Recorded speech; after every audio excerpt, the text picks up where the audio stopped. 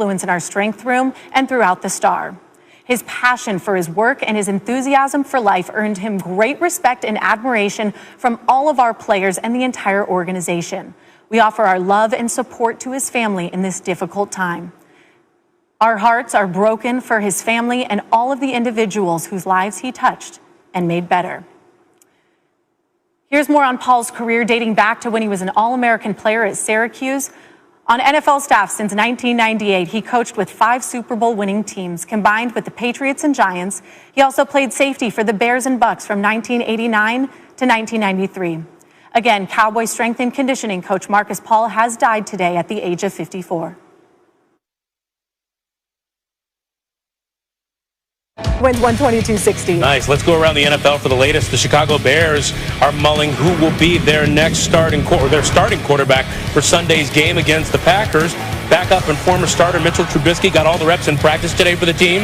As for Nick Foles, he didn't practice today. Now remember, he was carted off the field after being injured in Monday's loss to the Vikings. Here's Bears head coach Matt Nagy on Trubisky. Day-to-day right now with Nick, and so with him not practicing, Mitch got all the reps today, and I thought he did a good job. It was good to see him out there, and he looked good, and the tempo and the rhythm was good. But he gets a chance to play. He gets a chance to be the starter. He's going to use the stuff that he's learned from and use it to help him make better plays on game day. And so that's kind of what I feel about where he's at with this opportunity. It's a great opportunity for him if he gets a chance to play. Well, speaking of quarterbacks, 2 of the best in the game will be on the field together on Sunday when Patrick Mahomes and the Chiefs play Tom Brady and the Bucks. Now, Mahomes, of course, having another MVP-type season. He's got 27 touchdown passes, only 2 interceptions. Tom Brady, though, we saw on Monday night, he's coming off a pretty tough performance to the Rams. He threw a couple of interceptions.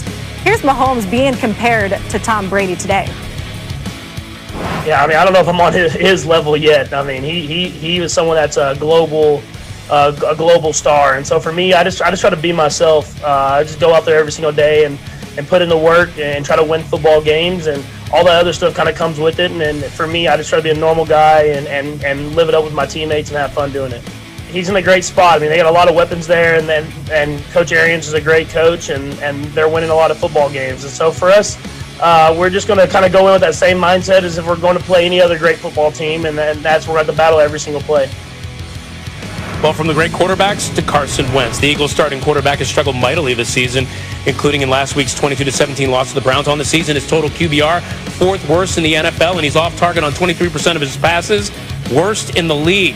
Check out head coach Doug Peterson when asked if he's considering a quarterback switch.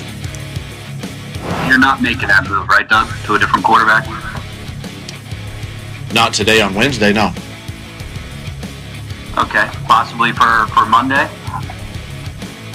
I'm focused right now on getting better today. Okay. We're looking. I don't know. I would say no. No. No, we haven't really had that conversation. And quite frankly, I'm preparing the same. I'm the same, and I'm approaching the week, attacking the week, and going to do everything I can to be ready for Monday night. And by the way, later Peterson clarified his language by saying of Carson Wentz, he's my starter, end of story.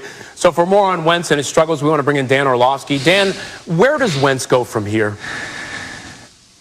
Yeah, like you said, Ryan, they're struggling and he's struggling. But at the end of the day, he has to go out in the field and still believe that he can make the throws, the challenging, difficult throws that are necessary where, maybe he's backed up and the ball's going to have to get driven to the sideline. Those are big adult starting quarterback throws. You've got to be believing that you can go do those. Or maybe it's, a good play action pass and the ball's got to get up over the outside shoulder of Dallas Goedert. You got to be able to make those great throws, or 3rd down, being able to move in the pocket versus pressure and throw an absolute perfect throw to Alshon Jeffrey and believing he'll catch it.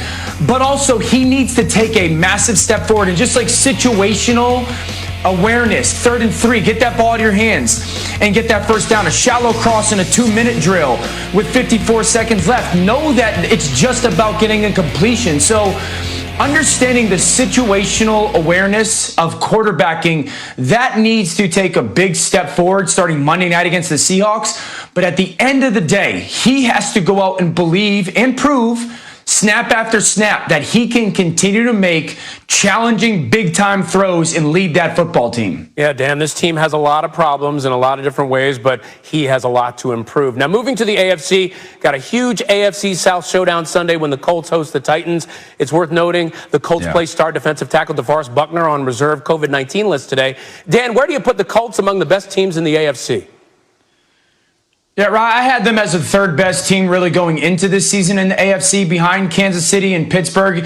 And I think they've only solidified that. Now they're solidifying it because their offensive line is absolutely fantastic. But Phillip Rivers has gotten hot, and they really do a good job of using all their people. We know T.Y. Hilton's a great player, and Phillip has really connected with him really well. But Michael Pittman has taken a huge step forward with his impact now that he's gotten healthy. I love the way that they use their tailback, Nyheim Hines, and then Jack Doyle. Just feel. He has a very similar feel as Phil Rivers does to the game.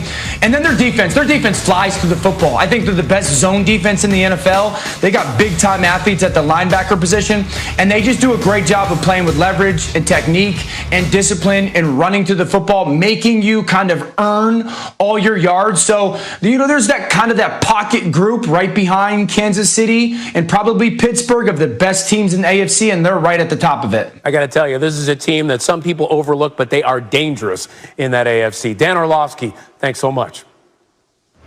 Very special. Now, it has been 258 days since we last had college basketball. Today, it is back. March Madness, of course, was canceled due to COVID-19, Ryan. The coronavirus, though, continues to make an impact. Today, it's once again on the NFL schedule. That's right, Ashley. And if fans thought they'd have that Thanksgiving night Ravens-Steelers showdown to shake off that turkey coma, think again. Let's get you to our developing story. The NFL announced today the Ravens-Steelers game, originally scheduled for Thursday night, will be moved to Sunday at 1:15 p.m. due to coronavirus concerns. The source tells our Dan Graziano that 7 Ravens players have tested positive for COVID-19 over the last 3 days, and a number of Steelers were not happy about it. They took to Twitter following the announcement. Wide receiver Chase Claypool said this, quote, "What a joke." Juju Smith-Schuster followed with, "First, the NFL takes away our bye week because another team can't get their COVID situation together. Now they take away our Thanksgiving primetime game for the same reason. Shaking my head." And tight end Eric Ebron had this to say, "I'm not going to lie.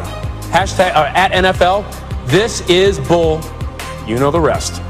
NFL insider Dan Graziano is live on SportsCenter with more. Dan, why did the league decide to postpone this game? Ryan, you mentioned the 7 Ravens that have tested positive so far this week. The league just decided, with 2 more of those showing up today, to bring that total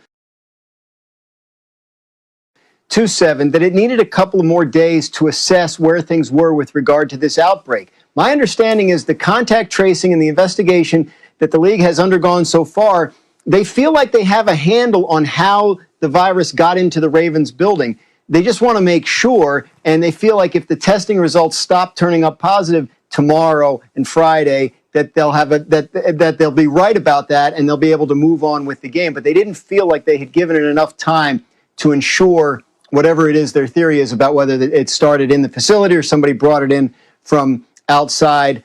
They just needed a few extra days. So they pushed the game back to Sunday. Those 7 players that tested positive aren't going to be able to play. And in the meantime, they're assessing the close contacts of those players.